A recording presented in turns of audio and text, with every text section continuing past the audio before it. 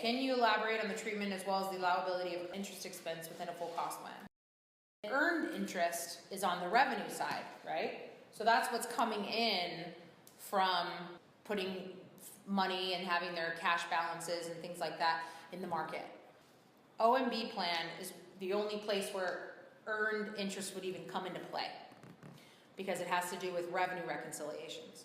So it has to do with the fact that in an OMB plan, we have to take all revenues that come into the support departments, like finance and HR and city manager and clerk, and any revenues they receive. We have to analyze each revenue and decide whether it needs to be offset by the expenditure or we consider it or deem it an unallowed revenue.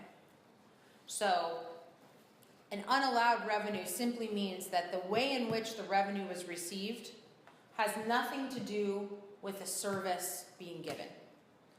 So if you think about taxes, property taxes, they're 1% of our property values, and in another state there's some other factor to it. It didn't take them more time to process a property tax bill for a $5 million home or a $100,000 home. It's the same service, it's just a percentage, they get more money or less money. So that's considered an unallowed revenue that does not have to be offset. That being said, the associated service that went to process someone who's managing the funds and dealing with the banks and doing all that in terms of like the earned interest, who's managing the interest accounts, that cost is unallowed. So not only do we unallow the revenue, we unallow the expenditure associated with it. Because the service and the revenue, the service given, so the expense that it took to manage that function, even though it's administrative in nature, and the revenue received, if you offset them, 1 year it might be positive and 1 year it might be negative.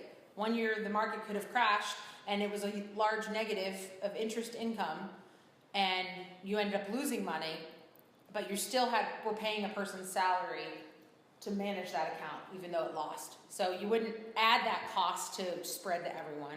And the same is true on the other end where you have a great year and you earned a lot of money. Let's say you got $5 million and you have one person managing the account at $100,000. You're not going to say $100,000 minus 5 million, so you're going to spread a negative 4.9 million.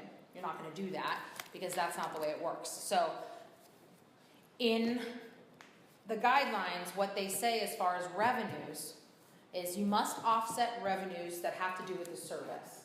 That if you've collected that revenue based on a service received, then you have to offset it. You do the expenditure and the revenue.